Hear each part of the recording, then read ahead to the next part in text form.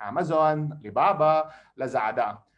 Then there's also the B2B institutional distributors. So these are typically your hospitals, food banks, who also do import as well. And of course, there's also B2G, which is a smaller part of the overall exporting cycle, which is primarily government.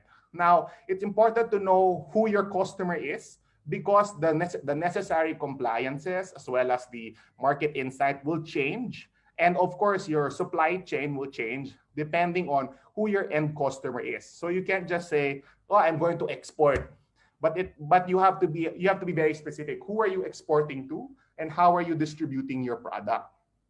So where do you want to export? And this is from our analysis based on our own trends. And Angel will tell you later about where one export presently is exporting to.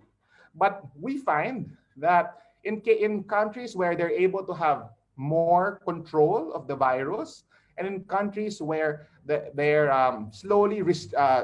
restrict and slowly reopening the economies, that's where we see opportunity here. But more importantly, even countries, for example, who are more devastated by the virus are actually importing more now because a lot of their local supply chains are also disrupted. So there's really a huge market opportunity here. So we'll give you an example of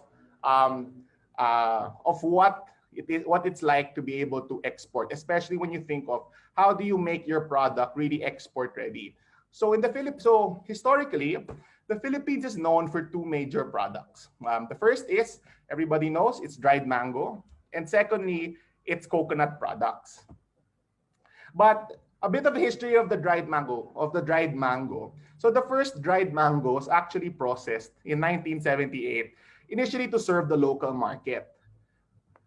For coconut water, for example, it is something that's readily available for us, something that we drank normally. And what happened was, it was later picked up in the United States, right, because of its health properties and because of its benefits to people. So what can we learn from these two products? One is when you're creating a product for export, one is you should always think of serving local. Why? Because as we mentioned earlier, the most popular products like dried mango and the products we export started off as being popular to Filipinos and to Southeast Asians. Because once you have a product that's familiar, that's available, you're able to export it readily to a market. So always think of what does the local market want, right? And then when you export, the trend will follow.